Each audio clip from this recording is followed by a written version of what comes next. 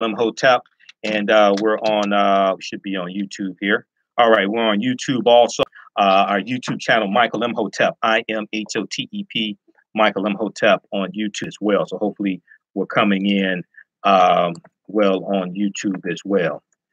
All right. So right before the break, we were getting into our discussion dealing with Roseanne Barr's show, Roseanne being canceled this past Tuesday, same day as MSNBC had their special dealing with everyday racism on everyday racism in America on MSNBC. Okay. And I did a Facebook Live broadcast about that, and I talked a little bit about Roseanne. But there were three main problems with the special they had on MSNBC, and it was a good effort. There was some good information. I like Joanne Reed; she co-hosted. I like Chris Hayes. Reverend Al Sharpton was on. I like Reverend Al Sharpton as well. Been listening to his radio show for 14 years. I think it's been on 14 years since the beginning when it was Dr. Michael Eric Dyson, Warren Ballantyne, my frat brother, and Reverend Al Sharpton, okay? But first problem is they never define from a historical perspective what racism is. That's the first problem. They never did. They did a whole hour show talking about everyday racism, implicit bias, things like this. They never define from a historical perspective what racism is. So that's the first problem. Racism is a system of advantage and privilege distributed based upon race that comes out of the ideology of European white supremacy.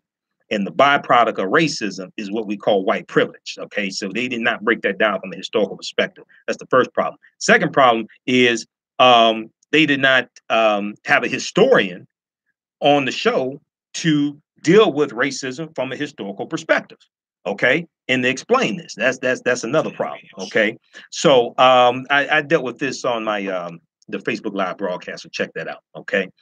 All right. And the third problem is they didn't deal with the role the media plays in perpetuating racism and spreading racial stereotypes. Okay. And criminalizing and showing African Americans disproportionately as being criminals on welfare, things like this. They didn't deal with the role that the media plays, the white controlled media. Okay. They didn't deal with that at all. All right. So other than that, I guess it was okay. All right. So when we look at this article from the Washington Post, ABC cancels Roseanne after its star Roseanne Barr went on a vitriolic and racist Twitter rant. And they talk about how Roseanne Barr tweeted on 2:45 a.m. on it was Tuesday morning. If she lives out in LA, then it was late Monday night. She tweeted about Valerie Jarrett. Now, Valerie Jarrett is the former senior advisor to President Barack Obama. She's an African-American woman, very intelligent, very articulate, very sharp African-American woman. But she tweeted, Muslim Brotherhood and Planet of the Apes had a baby equals VJ, referring to Valerie Jarrett. Okay. Now, though she later claimed it was a joke, she issued a fuller apology on Tuesday after more intense criticism was directed toward her and ABC and ABC. And she tweeted, I apologize. So later on Tuesday, 10:30 a.m. in the morning, Tuesday, May 29th, she tweeted, I apologize to Valerie Jarrett and to all Americans. I am truly sorry for making a bad joke about her politics and her looks. I should have known better. Forgive me. My joke was in bad taste. Well, first of all, it wasn't funny. Okay. Probably the only people something like that was funny to are white supremacists, and a lot of them are Donald Trump supporters. Not saying all Donald Trump supporters are white supremacists, but most white supremacists are Donald Trump supporters. Okay. And the other thing was she tweeted a whole bunch of other crazy things that day as well. All right. Now, this wasn't the first time she tweeted something negatively about African Americans, because a few years ago she tweeted something very negatively. There was something very negative about Susan Rice, who was the national security advisor to Donald Trump, African-American woman as well. Now, Channing Dungey, who is the president of ABC Entertainment, did not consider the tweet a joking manner. Okay, and in a statement, Channing Dungey said, "quote Roseanne's Twitter statement is abhorrent, repugnant, and inconsistent with our values. Abhorrent, repugnant, and inconsistent with our values, and we have decided to cancel her show. Okay. And she said this in a statement released just hours after Roseanne's offensive social media rant. Now, Roseanne Barr was also dropped by her talent agency on that day as well, ICM Partners, who announced in a statement that her disgraceful quote, her disgraceful and unacceptable tweet, end quote, was antithetical to our core values, both as individuals and as an agency. Consequently, we have notified her that we will not represent her. Okay, they notified, so she lost two jobs in one day, so to speak. Okay. Over this tweet. But there were other tweets that she did that day that were crazy as well. All right. So some people, are wondering, some people are saying, Roseanne has been getting worse over the years. We know sometimes as people get older, their brain starts to deteriorate, i.e. Donald Trump, i.e. Rudy Giuliani. Now, Valerie Jarrett also appeared on Tuesday, this past Tuesday, MSNBC, Everyday Racism. She was already scheduled to be on the show before this took place. And Valerie Jarrett addressed the comments on Everyday Racism, the town hall meeting on MSNBC. And she said that Disney chairman Bob Iger had called her before the announcement that Roseanne's show was going to be canceled, because Valerie Jarrett is very well connected, and most people know this. She said, quote, "This should be a teaching moment," end quote. Okay. And she said, "I'm fine. I'm worried about all the people out there who don't have a circle of friends and followers who come right to their defense. The person who's walking down the street minding their own business and they see somebody cling to their purse or walk across the street, or every Black parent I know who has a boy who has to sit down and have a conversation." Okay, quote unquote, the talk, as we call it, those ordinary examples of racism that happen every single day. Okay, so this is what she was saying was her main concern. Now, the news capped a day of online furor over a tweet storm that also included false conspiracy theories as well as attacks on former first daughter Chelsea Clinton. Okay, so Roseanne Barr, so she has been tweeting conspiracy theories for years, and you see why she's a Donald Trump supporter, because he deals with conspiracy theories, a bunch of nonsense, right? So she tweeted Chelsea Soros Clinton. Chelsea, this was May 28th. This was Monday, Memorial Day, 11:54 p.m. Chelsea Soros Clinton. All right. And this was dealing with, she started spreading the false rumor that Chelsea Clinton is married to the nephew of billionaire liberal Democratic donor George Soros. Okay. And George Soros is a lightning rod for false conservative conspiracy theories, right? So Chelsea Clinton responds, "Good morning, Roseanne. My given middle name is Victoria. I imagine George Soros' nephews are lovely people. I'm just not married to one. I'm grateful for the important work at Open Society does in the world. Have a great day." Okay. So Roseanne Barr later corrected in another tweet what she said, and she said, "Correction, Chelsea Clinton is not married to a Soros nephew. Her husband is the son of a corrupt senator. So sorry." All right. And then she goes on to make allegations that George Soros sold out Jews to Germans during the Holocaust. And George Soros was basically a survivor of the Holocaust. Okay. So there's a whole bunch of crazy stuff. She said, "Sorry to have tweeted incorrect info about you. Please forgive me. By the way, George Soros is a Nazi who turned in his fellow Jews to be murdered in German concentration camps and stole their wealth. Were you aware of that? But we all make mistakes, right, Chelsea?" This is what Roseanne tweeted. Now, there have been other idiotic tweets, right, that she's done. And before the reboot of her show, before her show came back after 21-year hiatus, she went and deleted tweets. Okay. So this is clearly a disturbed woman. This is clearly a disturbed woman. Okay. She also, she went on to tweet on May 29th, 1:32 a.m. Okay. "As soon as Americans unite against disinfo MK Ultra classes narrative, the better we will all be." All right. Now, Roseanne Barr has tweeted in the past about pedogate, okay, the term for conspiracy theories that accuse people, usually Trump opponents, of being part of a secret ring of pedophiles, and Pizzagate, the most famous of those conspiracy theories. She also tweeted last year about Seth Rich. Now, Seth Rich was the Democratic National Committee staffer who was shot in Washington, D.C., echoing a conservative theory that his death was covered up by the Clintons. And Roseanne Barr tweeted the fix is in. Now, Fox News had to retract. Fox News had to retract this story. And a few months ago, somebody called into the show and tried to argue that Fox News didn't do it. And then I had to provide them with the article that Fox News did retract that story on Seth Rich. But even though they retracted the story, conspiracy theorist Sean Hannity, okay, kept running with the bit. He kept going with the story. All right. And Sean Hannity's not a journalist. Sean Hannity has basically no credibility whatsoever. All right. Why he's still on Fox News, I mean, I really don't understand this. All right. But NBC News had an article, as well as NPR.com, NPR or NPR.org. Which one is it? Let's bring it up.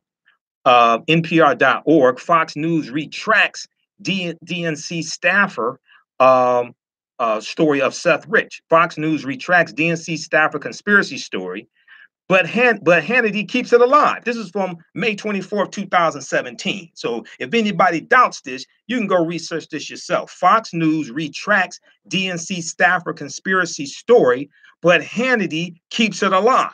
Okay. And also, Fox News is being sued by the family of Seth Rich as well. All right, we're going to post this article on the thread of our broadcast so you can check this out. Okay, but this is all this stuff that Roseanne Barr tweeted all in the same day. Okay, and then it caused people to ask the question, what's wrong with her? Okay, this is not normal. But we know a lot of Donald Trump supporters are not normal. Okay. But this is like, you can afford, she's somebody who can afford to get mental help if something's wrong with her. Right. And when you research this, because I have a number of different articles, we don't have time to get into all of them. The co-stars of the show said that they, focused on keeping her off of Twitter before the show came back on the air, the reboot of the show. Right. So thegrill.com has a good article dealing with Channing Dungey. Now, Channing Dungey is the African-American female who is the president of ABC Entertainment.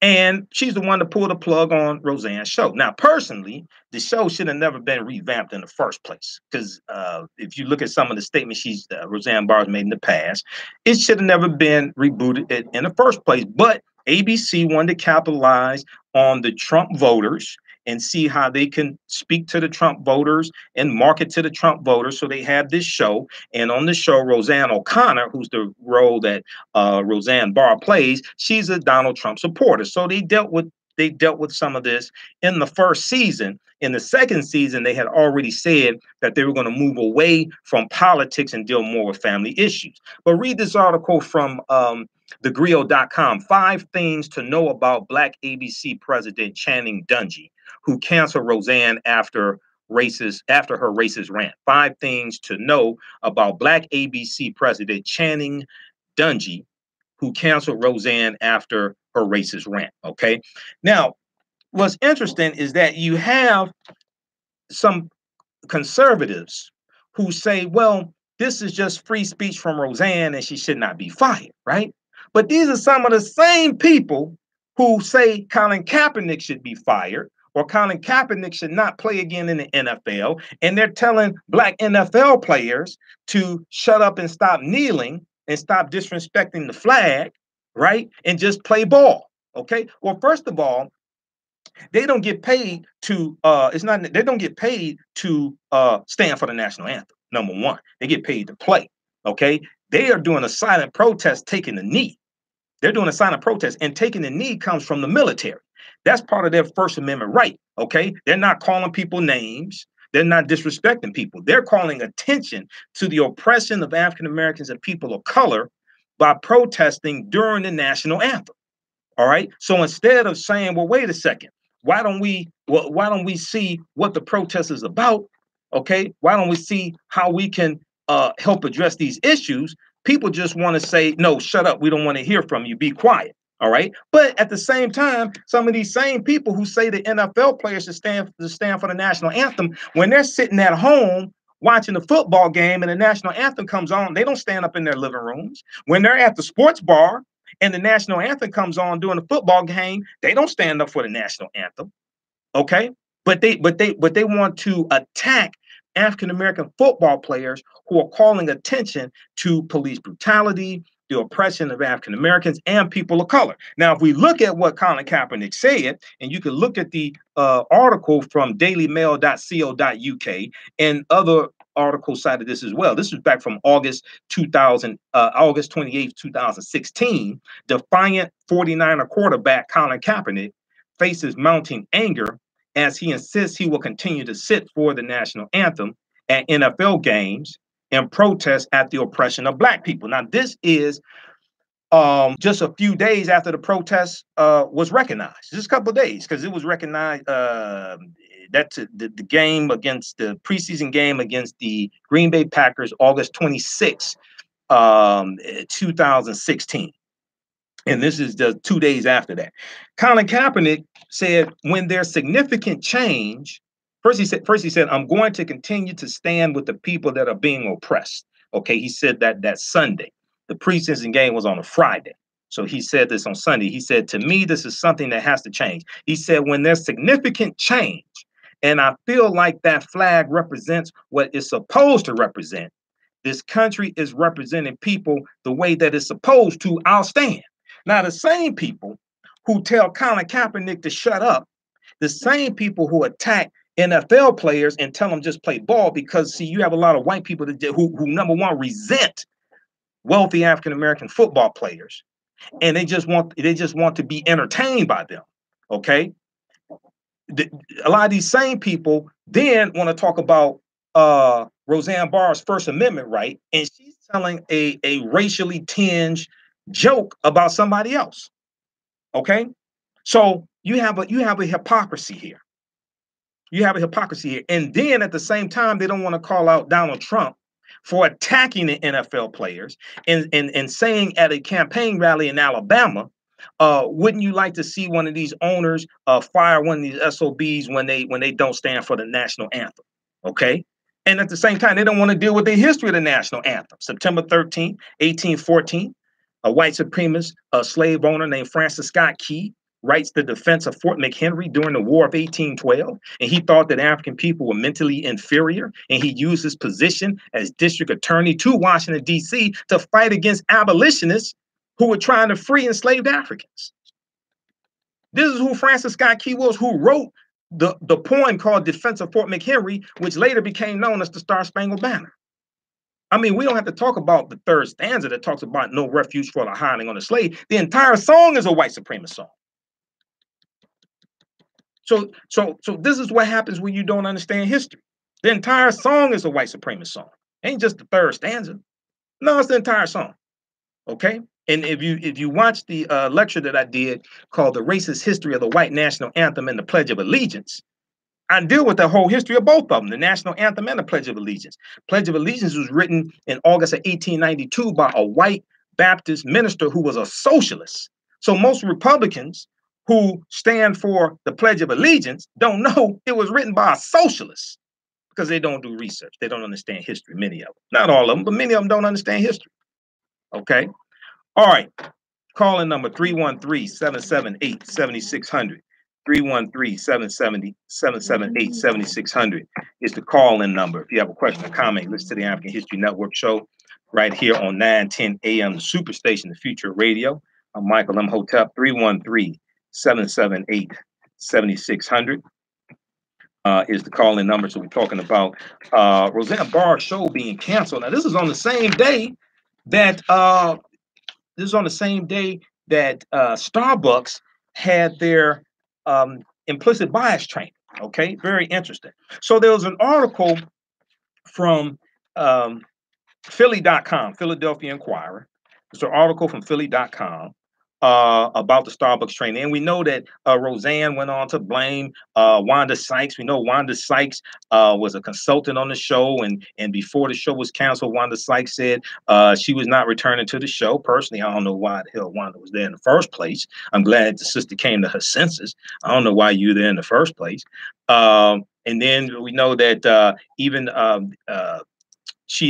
even Roseanne Barr alluded to a conspiracy theory that Michelle Obama was behind her show being canceled. Okay, so now there's two African American women you don't mess with. Okay, one is Michelle Obama, the other one's Beyonce. Okay, I'm just saying.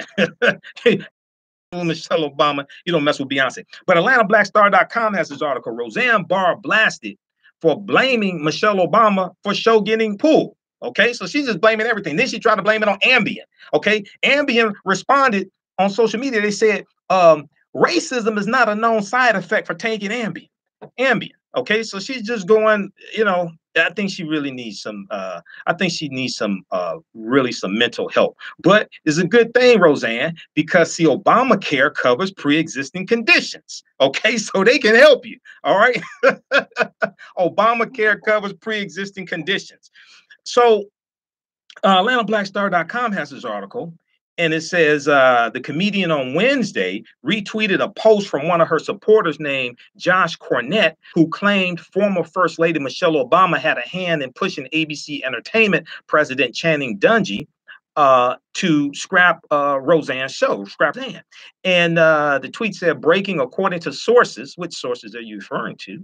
ABC President Channing Dungey had a long conversation via phone with former First Lady Michelle Obama, okay, who will forever be my First Lady, before deciding to cancel the Roseanne show. Okay, this was tweeted by Josh Cornett. And Josh Cornett's biography says he's proudly blocked by the likes of Barack Obama and MSNBC.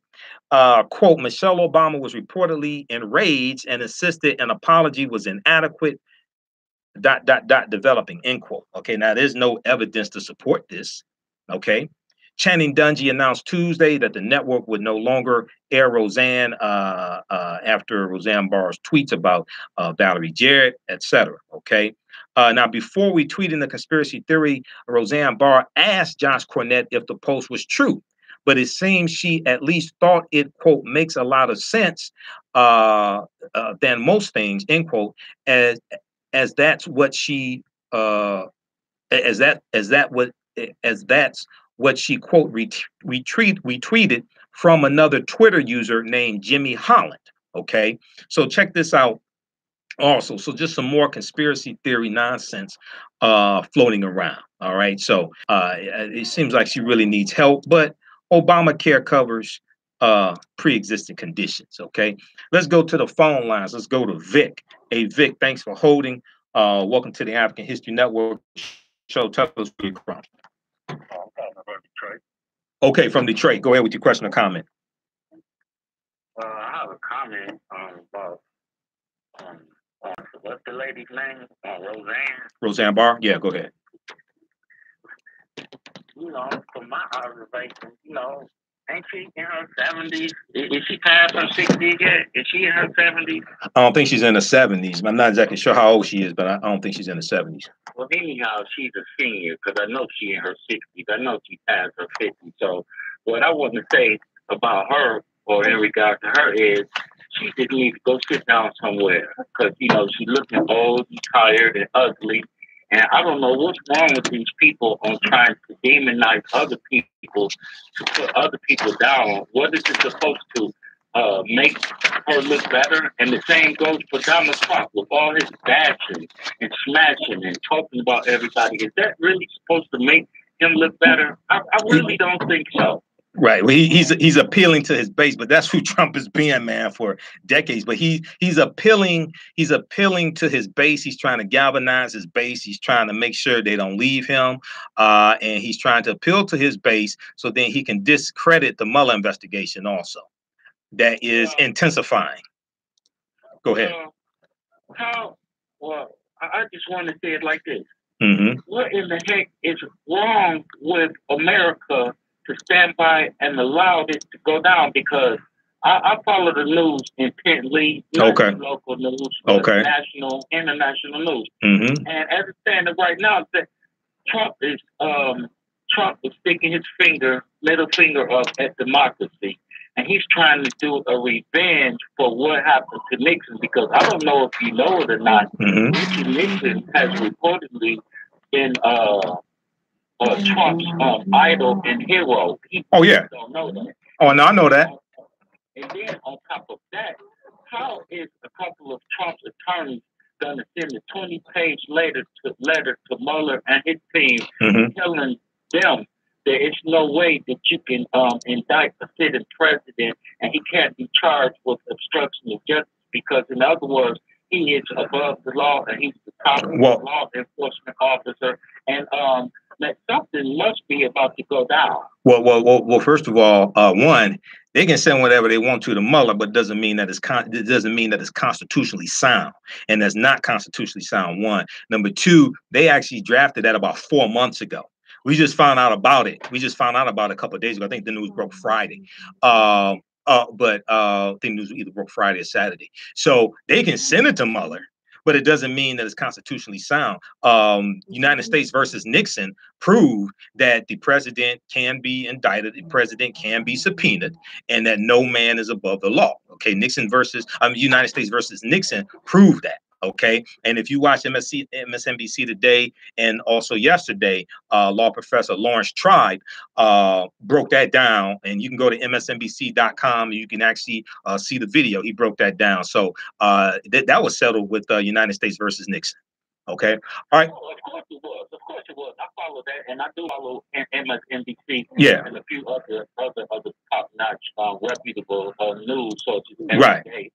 Right. MSNBC being one of them, but I just find it outrageous and appalling that this man has been in office this long, and the Republicans and the Congress just allow this man to just do whatever he wants to do and say whatever he wants to say. Okay. And, that Banner guy just said it when he came to Michigan a few days ago. Right. It's no longer the Republican Party; it's the Trump Party now. Mm-hmm. That's a damning statement. Right. Now, some Republicans disagree with that, but at the same time, I think Trump is going to cause an implosion of the Republican Party. Okay, but thanks for calling me. I got to get these other calls. Thanks for calling. Okay, so what people have to understand is this is why midterm elections are so important. The Mueller case, the Mueller investigation is going to take its course. Okay.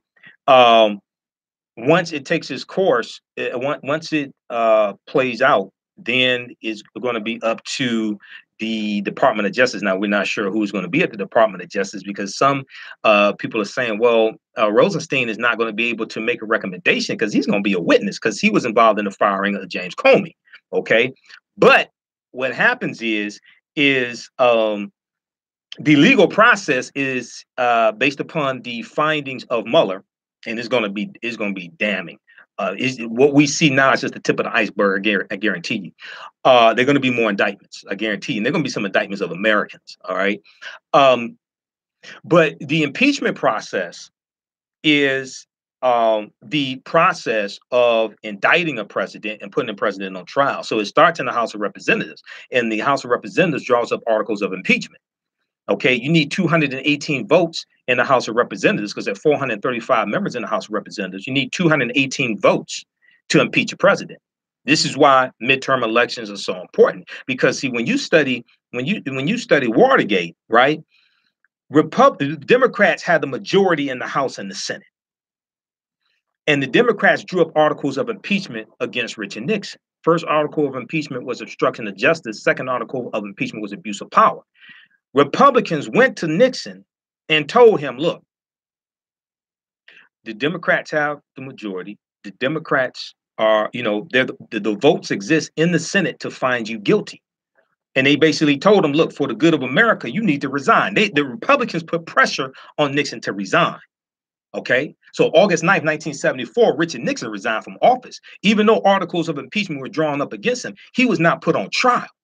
Okay, so once it passes the House, then the trial is held in the U.S. Senate. So this is why midterm elections are so important. November 6, 2018. You're going to have a huge turnout because people are starting to understand the importance of the House of Representatives, the importance of the U.S. Senate, the role that the U.S. Senate plays in nominating Supreme Court justices, the role that the U.S. Senate plays in nominating cabinet secretaries, things like this, Secretary of Education, the Secretary of the Attorney General. All these are approved. All these are confirmed by the U.S. Senate. Okay, so and then the other thing is that so you're going to have this take place in 2018. Then 2020, what a lot of people are not talking about in 2020, and I'm not even thinking about who's going to run for president. We got to focus on midterm elections.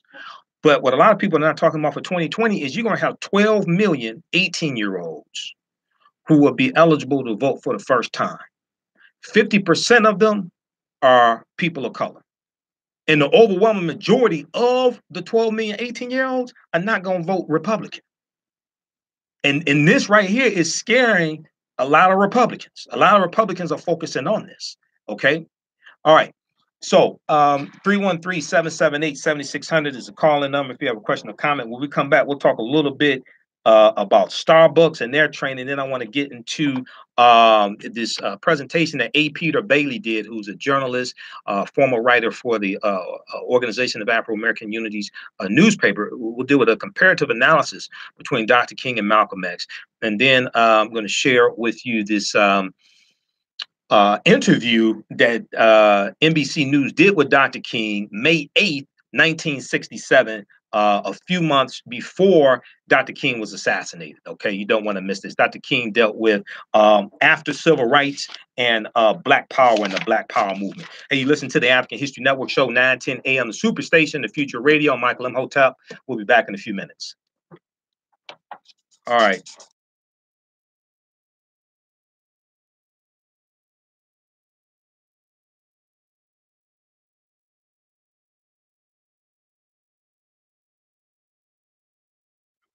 Okay, everybody, stand by. How's everybody doing on YouTube? Stand by. We'll be back in a few minutes. Listen to the Michael Imhotep. Listen to the African History Network show right here on 9:10 a.m. the Superstation. All right.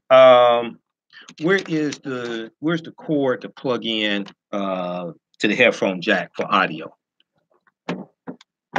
I need that. Talking about the laptop cord? Yeah, laptop cord. Okay. Always missing somewhere over there. All right. So we'll talk a little bit about Starbucks. Okay, now we have a new bundle pack. We have a new bundle pack also. Pack where you get 10 of my online courses plus 6 of my DVD lectures. It's the Black Panther online course and DVD bundle pack. Okay, so it's on sale. It's regularly $180, on sale $80. I just put that bundle pack together last night. It's available at AfricanHistoryNetwork.com. We're going to post a link here on the thread of the broadcast here on Facebook and on YouTube. Okay, so you get 3 of my lectures dealing with the film Black Panther, including the one I just did Tuesday, May 29th, and that's dealing with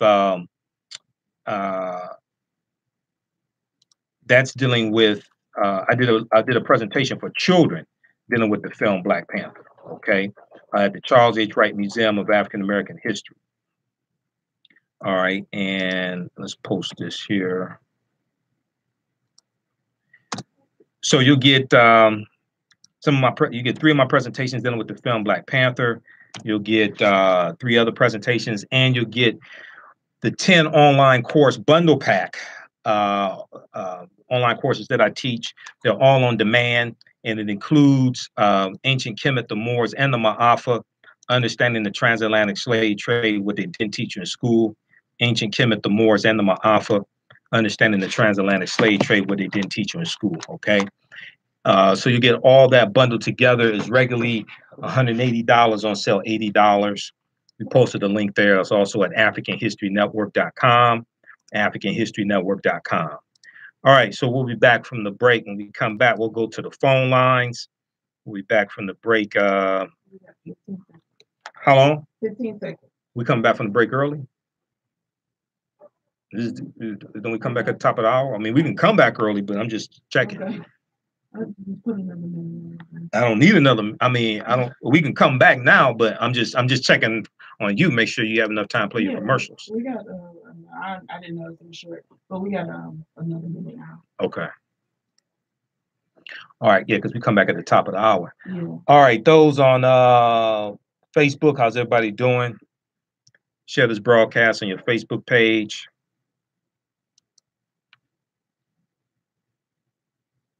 All right. Let's see here. Say again. Okay.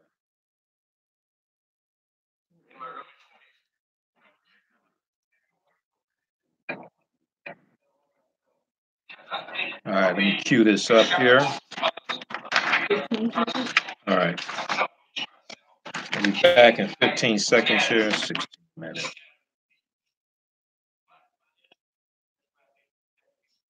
Four seconds. Okay. Welcome back to the African History Network show right here on 910. Brother Michael Imhotep. Today is Sunday, June 3rd, 2018, and we are live today. Shout out to everybody watching us on Facebook and on YouTube. On YouTube, my YouTube channel, Michael Imhotep, IMHOTEP on YouTube. Also, check out after this show, check out the broadcast I did earlier in the day dealing with MSNBC's special this past Tuesday called Everyday Racism. Okay, I did a Facebook Live broadcast and on YouTube dealt with 3 problems with their special Everyday Racism. The first problem is they did not define from a historical perspective what racism is. And that's problematic because how are you going to fight what you don't understand? Racism is a system of advantage and privilege distributed based upon race. Racism exists when one race of people control the majority of the wealth, power, resources, privileges, benefits, land, access to education, access to opportunity, and they use that to marginalize, subordinate, and do harm to another race of people. That's what racism is, okay? Not like people and calling people racial epithets and things like this. That's not racism. That's bigotry, all right?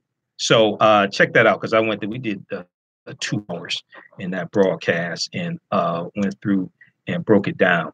All right, so we have a new bundle pack as well available at AfricanHistoryNetwork.com. It is the Black Panther online course and DVD bundle pack where you get 10 of the online courses that I teach, as well as 6 of my DVD presentations. That's all on sale. That's in a bundle pack, and it includes the online course, Ancient Kemet, the Moors, and the Ma'afa, Understanding the Transatlantic Slave Trade, what they didn't teach you in school, Ancient Kemet, the Moors, and the Ma'afa, Understanding the Transatlantic Slave Trade, what they didn't teach you in school, okay? That's included in that. That's a 7-session online, that's a 14-hour 7-session online course. There are other online classes in that bundle pack, like Great African Women in History, the Mothers of Civilization, African-American Resistance in the Era of Donald Trump, Voter Suppression, Reparations, and How Elections Have Consequences. Okay, so that is it's a online course bundle pack. All the courses are on demand, and it includes 6 DVD presentations as well. Okay, it includes 3 of my lectures dealing with the film Black Panther. So that is the Black Panther online course and 6 DVD bundle pack. And we'll post a link here on the thread of this. It's available at AfricanHistoryNetwork.com. We'll post the link on the thread of the broadcast here on Facebook and YouTube also, okay? All right, let's go back to the phone lines. Let's go to, let's go to Tony. Okay, Tony, line 2. Hey, Tony, thanks for holding. Welcome to the African History Network show. Tell us where you're calling from. Thank you, Michael. In Detroit. Okay, go ahead with your question or comment. Okay, comment real quick, and then I want to jump into what you were going to talk about in this hour. I just wanted to say that did you hear number 45 praise Roseanne's ratings. Oh yeah. Her show was about us. Now, he Mm-hmm. has convinced his constituency, you know, his base, Mm-hmm. that he's one of them, and that is so ridiculous. And I don't know how foolish you could be to think that he thinks that his base is dumb. He even said it in one of the debates with Hillary. It's like, how stupid are Americans? And, I mean, and he even said, he's like, you know what? All I have to do is appeal to this middle American base, and I can win. It Right. actually worked. Well, here's what happened. Trump, and I talked about this in my Facebook Live broadcast earlier. Trump appealed to the fears of the fears of a browning of America to many white Americans, non-salaried workers, older, non-college educated, older white Americans. He appealed and honed in on their fear of the browning of America. He convinced them that the reason why you don't have a job, the reason why times are hard for you is because of those people. It's because of Mexicans. It's because of Hispanics taking your jobs, things like this, right? So what he didn't say is that since the 1980s, factory output has doubled, and corporations are doing it with 1/3 the labor force because of automation, because of software programs, because of robotics, things like this. Okay. And at the same time, during the last year of President Obama's tenure, you had about right around 5.5, 5.6 million unfilled jobs in the country. Today, it's about 6.4, right around 6.4 so million, 6.5 million unfilled jobs in the country. Okay. Now, so if you got all these unfilled jobs, how you gonna blame that on Hispanics? How you gonna blame that on Mexicans? How you gonna blame that on immigrants? Okay, so people need to look at the articles from one was a good article from the Atlantic.com, and I've talked about it before, and this deals with how it was cultural anxiety, not economic anxiety that caused people to vote for Trump. Okay, there have been a number of studies that look at this. The most recent one was probably from December 15th, 2017, and that was published by Vox.com. The past year of research has made it very clear Trump won because of racial resentment. The past year of research has made it very clear Trump won because of racial resentment. Another study produces the same findings we've seen over and over again. Okay, so that's from December 15, 2017. Then when we look at the article from the Atlantic.com from May 19th, 2017, it was cultural anxiety that drove white working class voters to Trump.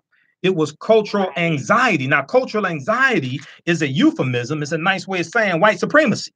Okay? Exactly. And so people need to read this. The Atlantic.com. This is from May 9th, 2017. It was cultural anxiety that drove white working class voters to Trump. A new study finds that fear of societal change, not economic pressure, motivated votes for Trump among non-salaried workers without college degrees. So they felt that their life was changing, their way of life was changing. And many people, so when Trump talks about make America great again, this was a throwback to a campaign. This is a throwback to a campaign slogan from Ronald Reagan called "Let's Make America Great Again." Put it on hold.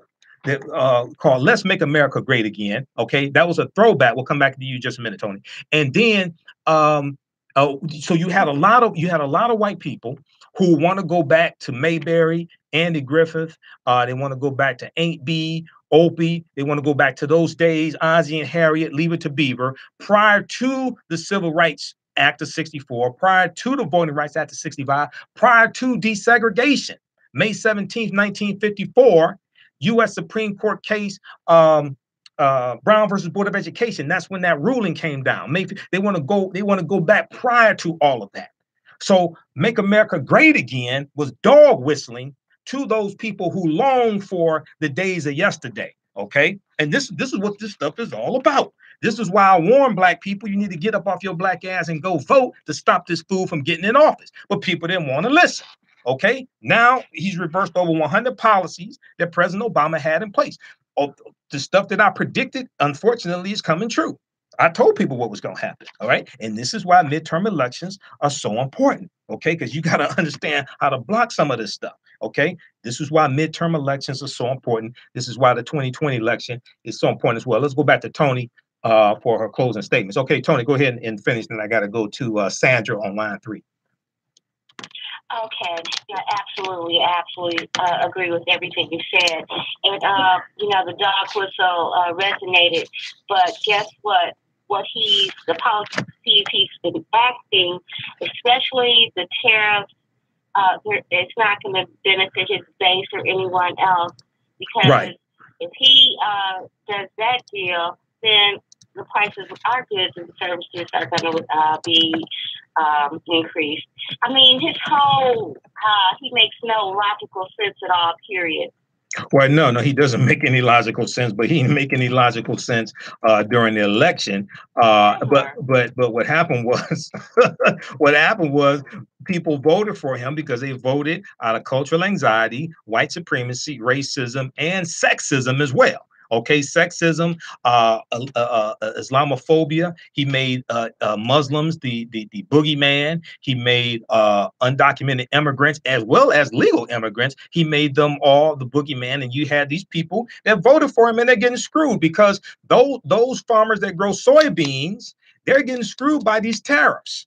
Okay, so this is I hate to say I told you so, but okay, all right. Hey. Right, thanks. Okay, thanks for calling, Tony. All right, let's go to Sandra. Hey, Sandra, line 3. Thanks for holding. Tell us where you're calling from, Sandra. I'm calling from Macomb, Michigan. Macomb, Michigan. All right, go ahead with you. Thanks for holding. Go ahead with your question or comment. Okay, my question is this.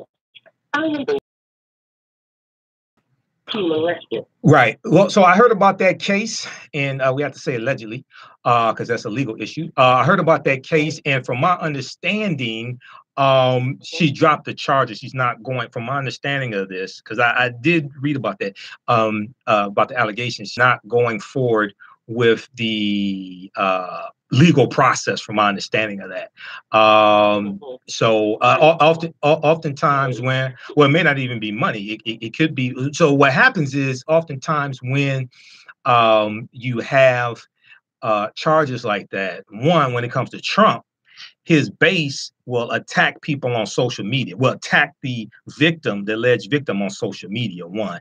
Two, even if that wasn't the case, the person has to decide if they want to come forward and deal with the media scrutiny, deal with the accusations, deal with the questions. They have to decide, do they want to go through with that? It's one thing when it's somebody like a teacher in the school that the allegations are against, or even say a local city council person or a local mayor. It's much different when it's the president of the United States. And you have some people, and I can't say I blame them. You have some people, especially someone that young, allegedly, you have some people who don't want to go through all that. Okay. So I don't know exactly what it was there. Okay. And don't want to really, don't want to speculate, say, hey, was this or that or whatever. But I do know that from hearing from the women who have brought allegations against Trump, they get beat up on social media by a lot of Trump supporters. Okay, go ahead. Okay, next thing I want to know. Go ahead. Trump opened the door for Russia to investigate Hillary Clinton. He opened that door up right there. And on live TV, everybody know that. So you're saying when he said, Russia, if you're listening, try to find what are you talking about? I'm gonna have the President Putin of Russia to investigate Hillary Clinton. When did he say that? When they was running for election. Oh, he said it. Well, he said he was gonna have his attorney general open up an investigation. No, he was gonna he said he's gonna have President Putin to investigate Hillary Clinton on national TV. Okay, email that. Email me that documentation at info at africanhistorynetwork.com, because I saw all three debates, and I reported on all three debates, and I don't remember that at all. All right, info at africanhistorynetwork.com. Okay. All right. All right. Okay. Thanks. All right. Okay. So Starbucks had their implicit bias training this past Tuesday, May 29th. All this stuff took place on May 29th, right? And Philly.com, which is the Philadelphia Inquirer, they had an article about this: Starbucks closes stores for anti-racial bias recap. And they talked about the training that took place in more than 8,000 U.S. stores on May 29th, while nearly 175,000 employees undergo training, quote, geared toward preventing discrimination in our stores, end quote. All right. Now, Starbucks is by no means thinking they're going to fight against implicit bias with one training, but they're saying this is the start. Okay. So Tuesday's training session at Starbucks and the related events grew out of an incident that occurred April 12th. We know two African-American men arrested at the 18th and Spruce Streets Starbucks. Okay. Now, Malik Young, who's 28 years old, who works at a Center City Starbucks, said he thought that the training was going well. He said, I do think people are learning. This was one Philly Starbucks employee who said of the training. He said, I do think people are learning. He said outside the Lowe's hotel where the training was held, quote, and if they aren't, I am, end quote. Now, Jordan Crockett, 21 years old, who also works at one of the coffee chains Center City stores, said he thought the conversations were productive, especially from a store manager's perspective. He said his takeaway from the presentation was to, quote, treat people as people. Now, considering this is 2018 and the major corporation had to shut down thousands of stores to teach employees to be inclusive and not discriminate, he quipped, quote, it's a shame, but at least it's happening, end quote. All right. Now, in a meeting with the Philadelphia Inquirer and Daily News, Starbucks CEO Kevin Johnson called the anti-bias training, quote, one step in a journey, end quote. He said the company worked with 30 experts to create the training, and that part of the session features videos in which a Starbucks board member, a store manager, and experts from the Perception Institute, a group that seeks to reduce discrimination, talk about topics like racial anxiety and personal bias versus structural bias. Okay. Now, I'm pretty sure they never defined racism from a historical perspective, and racism being a system of advantage and privilege distributed based upon race, which comes from the ideology of European white supremacy. Okay. And how stereotypes are being propagated by the media, okay, which influences the way people think, feel, act, and behave. All right. Now, after watching the videos, employees will split into groups of 2 or 3 to discuss further. CEO Kevin Johnson and COO Roseanne Barr, who's an African-American woman who was the former CEO of Sam's Club. Okay, Sam's Club.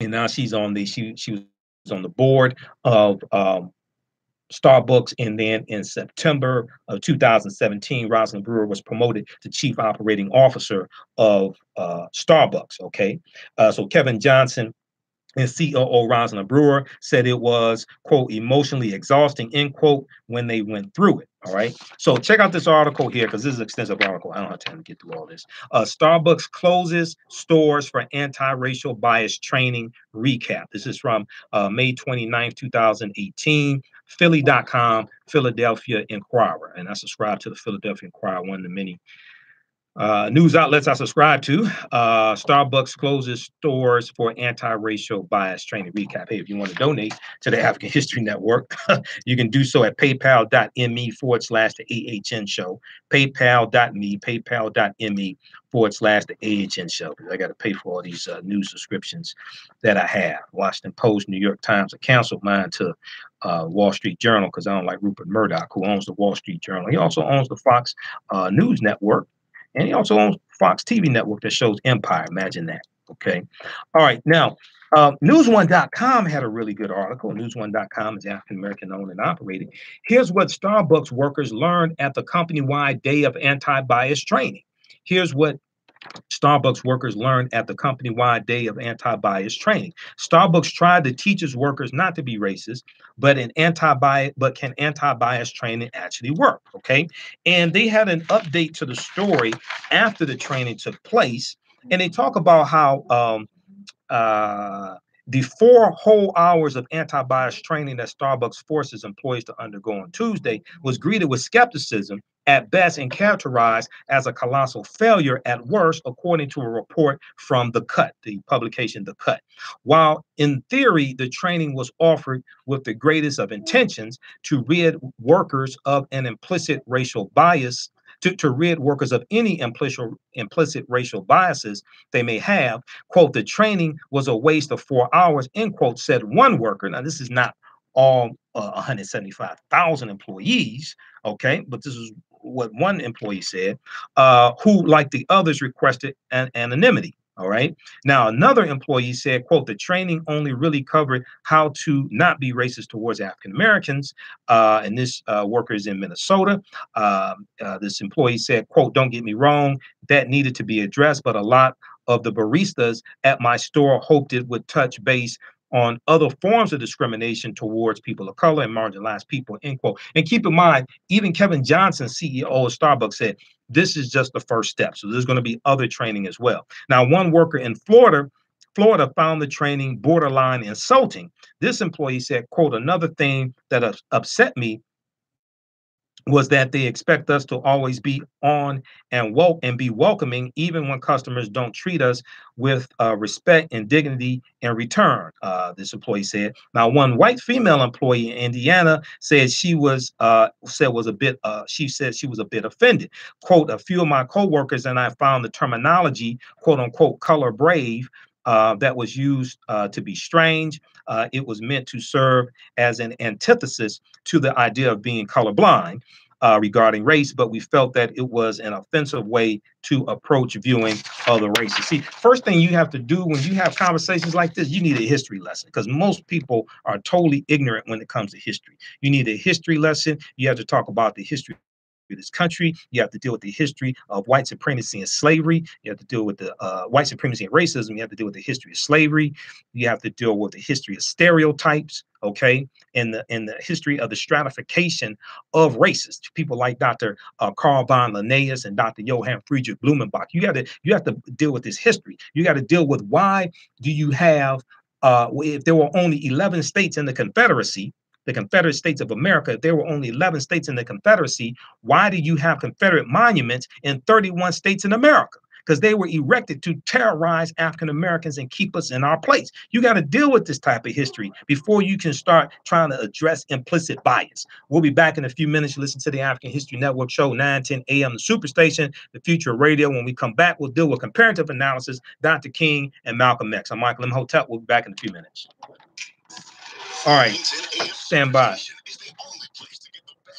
Okay, stand by, guys. How's everybody doing? Okay, and we got one more. Okay, we got a couple more calls. Okay, we have to go to Joe when we come back. Then we're going to get into this right here. All right, how's everybody doing? Yeah, this is my first time broadcasting live here on YouTube, so I'm checking this out, see how this works. You know, usually I upload them to YouTube. We broadcast live on Facebook, and then we take it and upload it to YouTube. Okay, so how's everybody? We got CK Nelson on YouTube. We got Plum Jade, Omi Sion, blessings. How you doing? We've got Tim. Much love you, brother. Keep up the good work. Okay. All right. Be sure, hey guys, if you like this type of information we share, register for the online courses that I teach. We have a bundle pack. Okay. We got a really, really good deal. It's a bundle pack. You get 10 online courses. They're all on demand. It includes Ancient Kemet, the Moors, and the Ma'afa, Understanding the Transatlantic Slave Trade, what they didn't teach in school. You get 10 online courses, and you get 6 of my DVD presentations, including 3 of my lectures dealing with the film Black Panther. So this is a $180 value on sale, $80. Okay, we just posted a link here on YouTube. It's regularly $180, and you can watch the online courses from around the world. They're all on demand. How many? 19? Okay. And we'll post this on Facebook also. All right. And those watching, huh? 7 seconds. Okay. Coming back. Cool. Welcome back to the African History Network show right here on 910 AM, the Superstation of Future Radio. Hey, I'm your host, Brother Michael Imhotep. It's Sunday, June 3rd, 2018. And coming up, a few days before my birthday. Wow, another year's going by. Interesting. Those in Atlanta, I will be in Atlanta in June and in July, back to back. I'll be speaking at the huge Juneteenth celebration. Was it June 15th through the 17th at Morris Brown College? I speak on Saturday. We'll get that information up at AfricanHistoryNetwork.com, AfricanHistoryNetwork.com. I have a vendor table there. I'll be doing some presentations at the Historian Tent. So that's Juneteenth, June 15th through the 17th in Atlanta. And then the following month, July, the third weekend in July, I'll be at the Liberated Minds Black Homeschool and Education Expo, the Liberated Minds Black Homeschool and Education Expo in Atlanta. Okay, so I'll be talking to Queen Thais this weekend and nailing everything down. I'm usually there the third weekend in July. I'm usually in Atlanta. And I'm usually one of the presenters also for the Liberated Minds Black Homeschool and Education Expo. Go to liberatedmindsexpo.com, liberatedmindsexpo.com for more information, okay? All right, let's see here. Let's go back to the phone line. Then we got to get into, we got one more call I need to get to before we get into this clip here, dealing with Dr. King and Malcolm X. Let's go to Joe. Joe's been waiting. Thanks for holding, Joe. Welcome to the African History Network show. Tell us where you're calling from. I'm calling from Metro Detroit. I just want to say, I listen to this program from time to time, and it's very, very educational. Oh, thank you. Enlightening. And it's sad that so many of us really don't know our history. Yes. And we quick to argue about things, and we make ourselves look like a fool when we don't have the history to back it up. Right. A lot of us think we know history. Study it. Yes. You really have to do an in-depth study on the various aspects of history, so that when you put yourself out there, you're standing on a solid footing. Absolutely. A foundation that's strong. Yep. And I see so many. I listen, but what I want to ask you, when you Go were ahead. talking about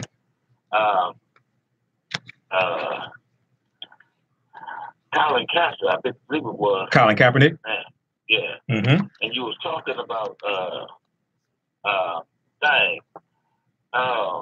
the devil just took that right out of it. Protesting against the flag, and he said, "I'll stand for the flag once it represents what it's supposed to represent." Yeah.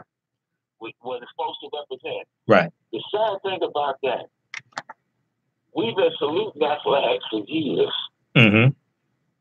and giving that flag everything it don't represent. Right.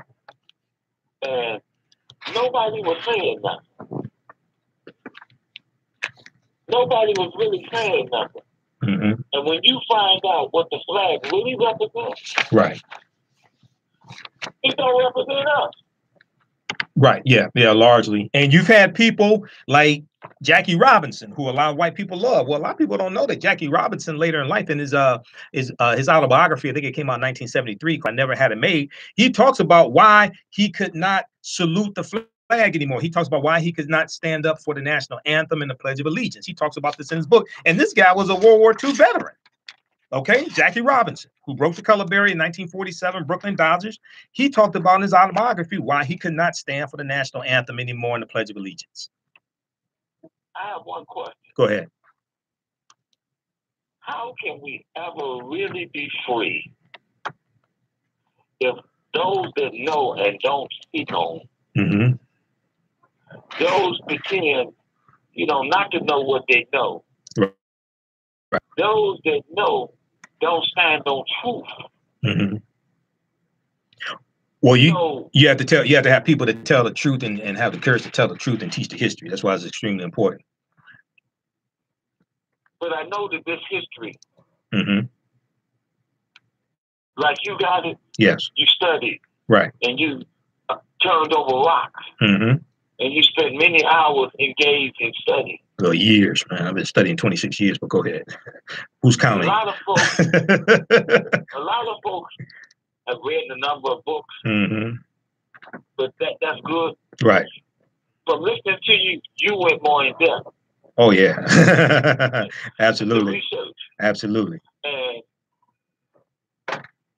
I feel really ashamed. Mm-hmm. A lot of stuff because I'm 59 years old. The end of June, the 27th of June. Okay. Being on this planet 59 years, mm-hmm. a lot of this stuff I didn't even know. Right. Right. I understand. Juneteenth. Right. I didn't know what that meant. Right. Exactly. Never heard about it. Right. I understand. Well, keep listening, man. Keep listening. Keep listening to the show. You have internet access at home? No. Okay, but keep listening to the show here. We're here Sundays, 9 p.m. to 11 p.m. Eastern Standard Time. Okay, I gotta get to this other segment, but keep listening because this other segment gonna blow your way.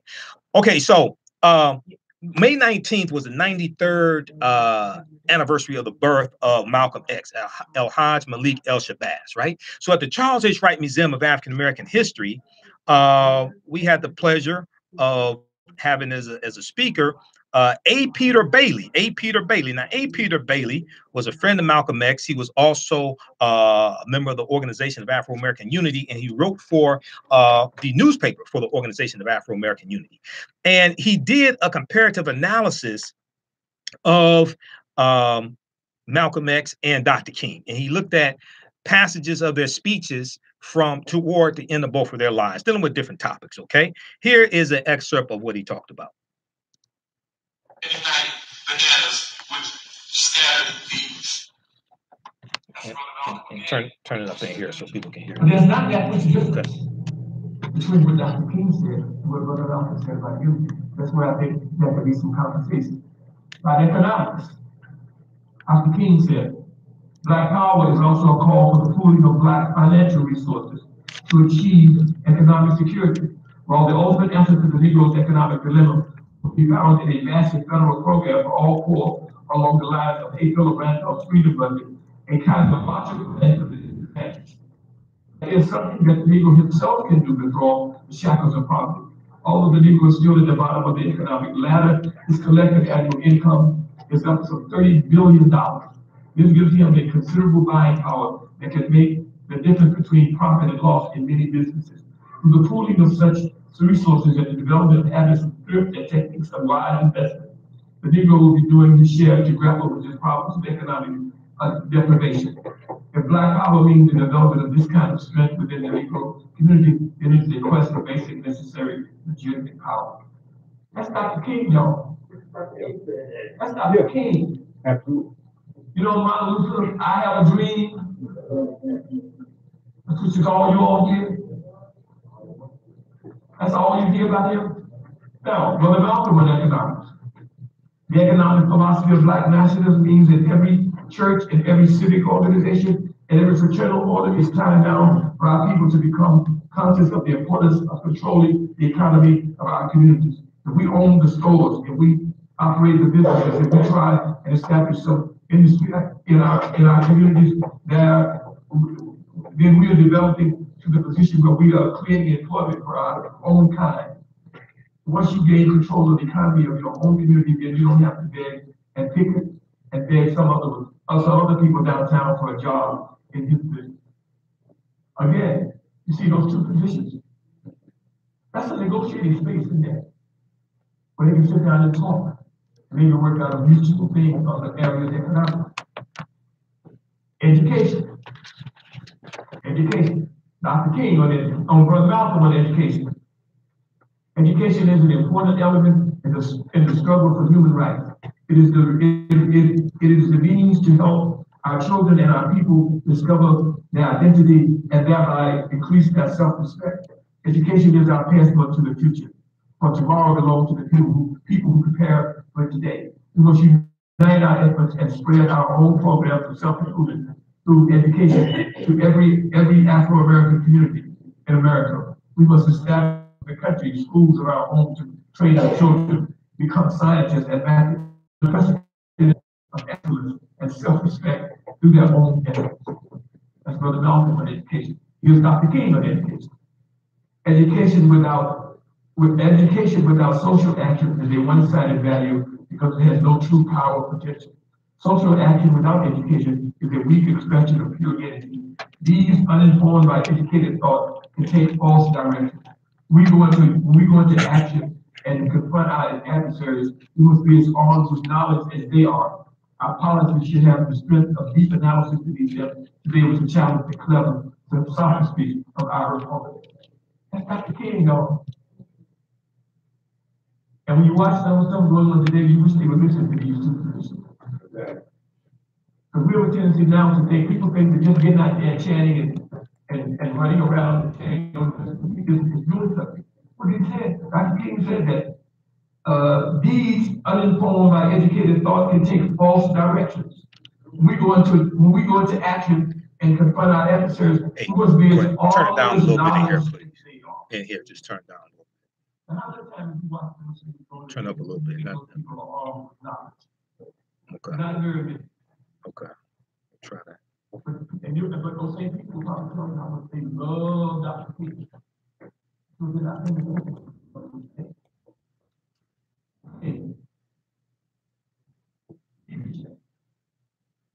I think the growth of Black leadership. Negro leaders suffer from this interplay of solidarity and division, being either exalted excessively, being either exalted excessively or grossly abused. But some of those leaders who suffer from lack of sustained support are not without weaknesses that give substance to criticism.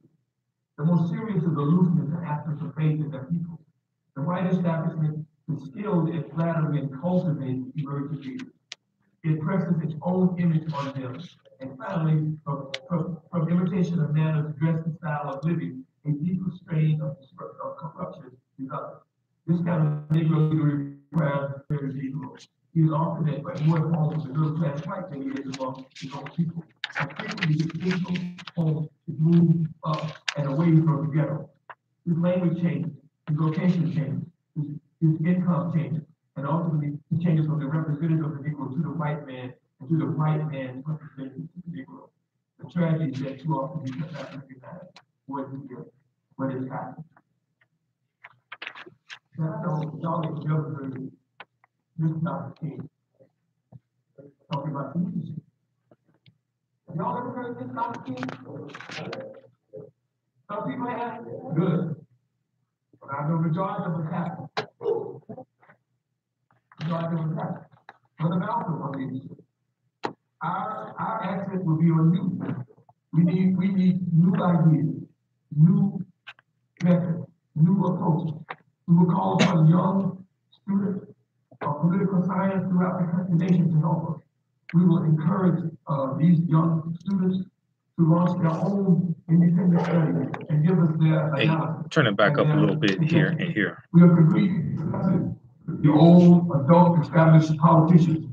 We want to see some new faces, more militant faces.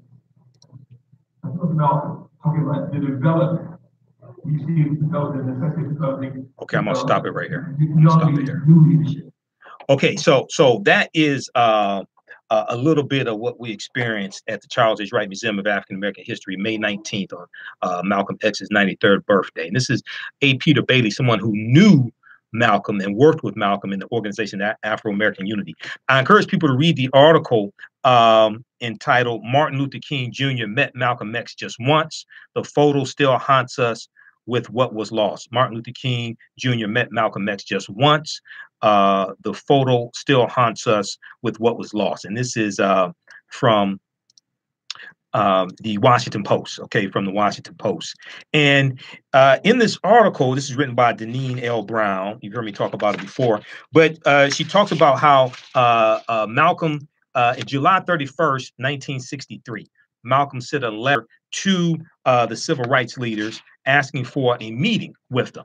And he said that if Nikita Khrushchev could meet with John F. Kennedy, John F. Kennedy meet with Nikita Khrushchev. Nikita Khrushchev was the leader of Russia at the time.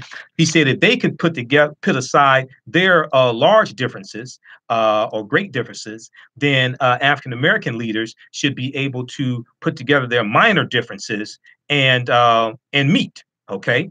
They should be able to put together their minor differences and meet. And he said that they needed to find a common solution to a common problem posed by a common enemy. Okay, a common solution to a common problem posed by a common enemy. All right. Okay, let's go. Let's see here. So now Malcolm did not get a response from Dr. King. Okay, this was 1 month before the March on Washington. Okay, keep in mind this was 1 month, so this is July 1963. Malcolm is still in the Nation of Islam. The return address on the letter was Muhammad's Mosque, number 7, 113th, 113 Lennox Avenue, New York, New York. Okay, and Malcolm opened the letter and he said, "Dear sir," he called for a united front against racial oppression in the country. So Malcolm was calling for a unification of the civil rights leaders. A lot of people don't know this. So they say, oh, I was with Malcolm, I was with Dr. King. Malcolm, people don't understand. Malcolm, even towards the end of his tenure in the Nation of Islam, was calling for a unification of the civil rights leaders. All right. And then we know that he officially leaves the Nation of Islam March 8th, 1964. March 26th, 1964, when you see the pictures of Dr. King and Malcolm X, that is at the U.S. the Civil Rights Act of 64. That's at the U.S. Senate debate for the Civil Rights Act of 1964. Okay. All right.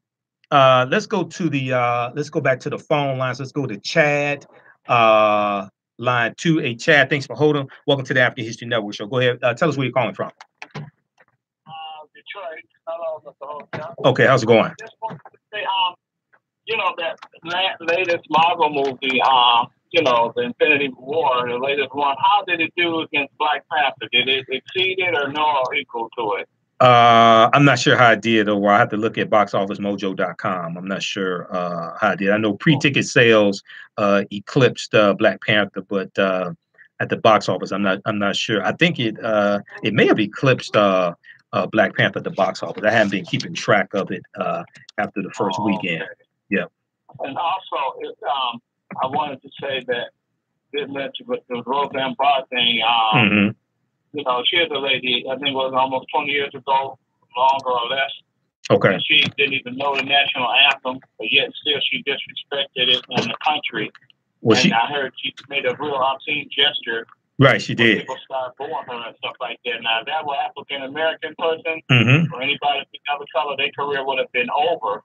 Yeah. And that just all does is solidifies the still double standard that we have in this country, you know, with you know, and my personal take on it, due to these police shootings and things of that nature that have been taking effect and no justice being served in any regard, I think race relations have been permanently damaged beyond repair due to that, and you know, because of no justice. And you know, I don't know which way direction this country's going. I don't know if the one number 45 is going to get impeached or not or whatnot. I hear that there's talk that they might be reinstating the draft, so it's not going to be nothing good. Right. Cover, African-American, right. You know, whatever way this country goes, it does go that route. You know, I mean, I hope we don't go to war, but I'm just saying it's always something that's not going to benefit us, and that's sad. Exactly. And we've been dealt with, and what's your take on it, sir? Okay. Okay, and then we're going to go to this clip of Dr. King. Go back to my Facebook fan page, the African History Network. Okay, and I just posted a clip of Dr. King there. Okay, so once again, see, politics impacts every aspect of our life, and this is why elections have consequences.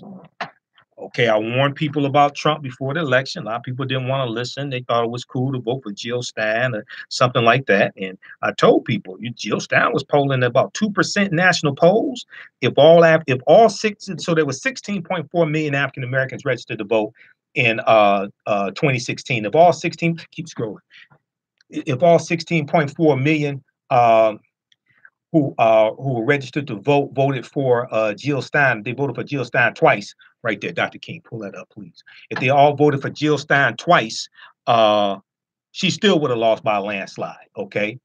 So we're going to pull up this clip here of Dr. King. We're going to start this at the 16-minute mark. It's about 26 minutes. We're going to start at about the 16-minute mark. So this was a clip of Dr. King, and this was restored by NBC News. Okay. So this is from May 8th. I think it's May 8th, 1967. Okay. May 8th, 1967. And Dr. King talks about after civil rights and the Black Power movement. Okay. And he says it's a cruel jest to say to a bootless man that he ought to lift himself by his bootstraps. And many Negroes, by the thousands and millions, have been left bootless as the result of a society that deliberately made his color a stigma. Okay, we have it queued up. Okay, let's go. Let's go to this clip. And yet it refused to give its black peasants from Africa who came here involuntarily in chains and had worked back it up about 30 seconds. Years, any kind of economic about 30, 40 seconds. Back it up. Okay. I wanna back it up about 30 or 40 seconds. Let me know when it's queued up. Because he's talking about the economic condition and how the U.S. gave white immigrants coming to this country a economic basis, okay, and gave them land. Okay, go ahead. America freed the slaves in 1863 through the Emancipation Proclamation of Abraham Lincoln, but gave the slaves no land, nothing in reality, and as a matter of fact, to get started on. At the same time, America was giving away millions of acres of land in the West and the Midwest, which meant that there was a willingness to give the white peasants from Europe an economic base. And yet it refused to give its black peasants from Africa who came here involuntarily in chains and had worked free for 244 years, any kind of economic base. And so emancipation for the Negro was really freedom to hunger. It was freedom to the winds and rains of heaven. It was freedom without food to eat or land to cultivate, and therefore it was freedom and famine at the same time. And when white Americans tell the Negro to lift himself by his own bootstraps, they don't look over the legacy of slavery and segregation. I believe we ought to do all we can and seek to lift ourselves by our own bootstraps. But it's a cruel jest to say to a bootless man that he ought to lift himself by his own bootstraps. And many Negroes, by thousands and millions, have been left bootless as a result of all of these years of oppression and as a result of a society that deliberately made his color a stigma and something worthless and degrading. Apart from wanting to live better, which all of us want to do, to raise one's children in a better way, to be better, does the Negro in America know what he wants to be? I'm convinced that almost every Negro in this country, other than those who have been so scarred by the system that they become pathological in the process, and we all have to battle with pathology, and nobody really knows what it means to be a Negro unless one can really experience it. And I know we all have to battle with this constant drain, a feeling of nobodiness. But in spite of this, I think the vast majority of Negroes in this country know that they want to be people, they want to be men, they want equality, period. It just boils down to that. And we haven't been able to be people. We haven't been men because of all of the conditions that we've lived with and the syndrome of deprivation surrounding conditions, whether it's in housing, or in the economic area, or in the schools, or in the vicious credit practices that we face in the ghetto, and all of the problems of closed doors and constant defeats. But in spite of all this, I think we all know basically that we want to be men, we want to be persons judged not on the basis of the color of our skin, but on the basis of the content of our character. But you know that many young Negroes don't want anything that smacks of the American white middle class. But do they want something that smacks of whatever is the black middle class? Or do they just not want bourgeois values, which after all the basis of this democracy? Well, we have to see what they are saying. I would be the first to agree that integration does not mean giving up everything that has an American taint, so to speak. I think there are certain unique things within any culture and certain cultural patterns that when you get to the process of amalgamation can really lift the whole. Integration at its best is the opportunity to participate in the beauty of diversity. I think the other thing that we've got to see is that these young people are saying that there must be a revolution of values in our country. As Jimmy Baldwin said on one occasion, what advantage is there in being integrated into a burning house? And I feel that there is a need for a revolution of values in America, because some of the values that presently exist are certainly out of line with the values and the idealistic structure in the being. Unfortunately, we haven't been true to these ideals, and many of the values of so-called white middle-class society are values that need to be reviewed and re-evaluated, and in a real sense, they need to be changed. So I think the young people in the Negro community who are raising these questions are raising some very profound questions about our total society. In other words, they are saying that there must be a restructuring of the architecture of our society, where value and our whole nation something, because there are three evils in our nation. It's not only racism, but economic exploitation of poverty would be one, and then militarism. And I think in a sense, and in a very real sense, these three are tied inextricably together. We aren't going to get rid of one without getting rid of the other. When you stood on the Lincoln Memorial that day in August '63, and you said, "I had a dream," did that dream envision that you would see a war in Asia, the federal government doing for the Negro, preventing the society doing for the Negro? Is that what you think had to be done? No, I didn't envision that. That period was a great period of hope for me. And I'm sure for many others all across the nation, many of the Negroes who had about lost hope, saw a solid decade of progress in the South. And in 1954, which was, 64, 1963, 9 years after the Supreme Court's decision to begin the march on Washington, meant a great deal. It was a high moment, a great watershed moment. One day right there in Alabama, little black boys and black girls will be able to join hands with the white boys and white girls as sisters and brothers. I have a dream today. That dream that I had that day has at many points turned into a nightmare. Now, I'm not one to lose hope. I keep on hoping. I still have faith in the future. But I've had to analyze many things over the last few years, and I would say over the last few months. I've gone through a lot of soul-searching and agonizing moments.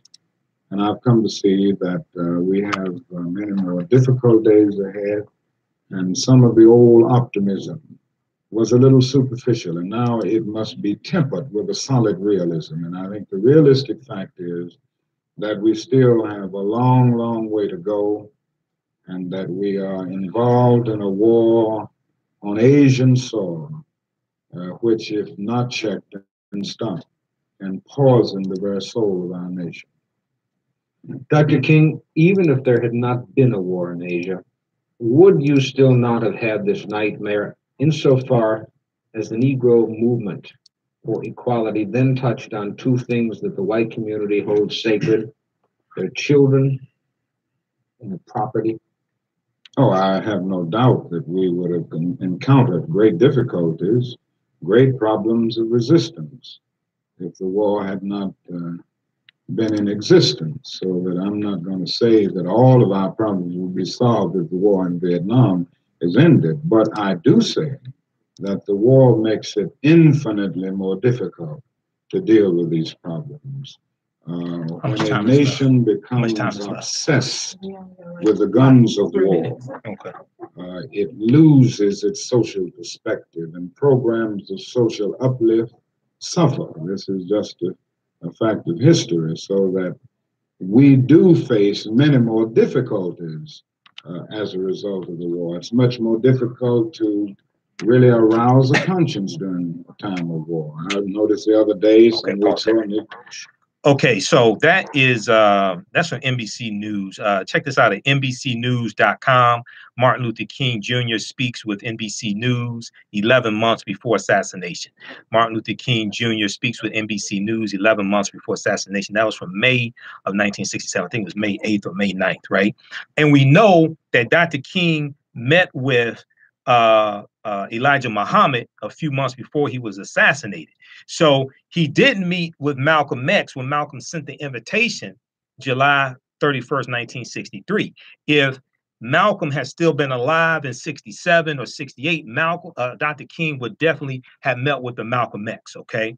And we know that Dr. King also talked about at the very same time that America refused to give the Negro any land through an act of Congress, our government was giving away millions of acres of land in the West and the Midwest, which meant that it was willing to undergird its white peasants from Europe with an economic floor. But not only did they give the land, they built land grant colleges with government money to teach them how to farm. Not only that, they built county agents.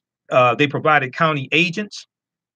Okay, they provided county agents to further their expertise in farming. Not only that, they provided low interest rates in order that they could mechanize their farms. Not only that, today, many of these people are receiving millions of dollars in federal subsidies not to farm, and they are the very people telling the black man that he ought to lift himself up by his own bootstraps. This is what we are faced with, and this is a reality. Now, when we come to Washington in this campaign, we're coming to get our check, and this was the poor people's campaign. So he said this in 1968, shortly before he was assassinated. Check that out on page 74 of the 3rd edition of How White Folks Got So Rich, The Untold Story of American White Supremacy. How White Folks Got So Rich, The Untold Story of American White Supremacy. Hey, look, I have to get out of here. We have to make way for Pastor Mo. Thanks for tuning in to the African History Network show. We're here Sundays, 9 p.m. to 11 p.m. Eastern Standard Time, right here on 910 AM Superstation Future Radio. Visit our website, African History Network, AfricanHistoryNetwork.com, AfricanHistoryNetwork.com. Remember, right knowledge corrects wrong behavior. It's not over till we win. Wakanda forever. We'll talk to you next time. Peace. This is Reverend Sharpton. And all right. Okay, guys, I got to get out of here. Thanks for tuning in. Hey, visit AfricanHistoryNetwork.com, AfricanHistoryNetwork.com. All of my DVD lectures are there, podcasts of our shows, articles that I write. All that's available at AfricanHistoryNetwork.com. If you like this type of information, support the African History Network. Definitely need your support. You can register for my online classes there. They're all on demand. We have a bundle pack. Talk to you next time. Peace. Okay. All right, guys, on Facebook. Talk to you later.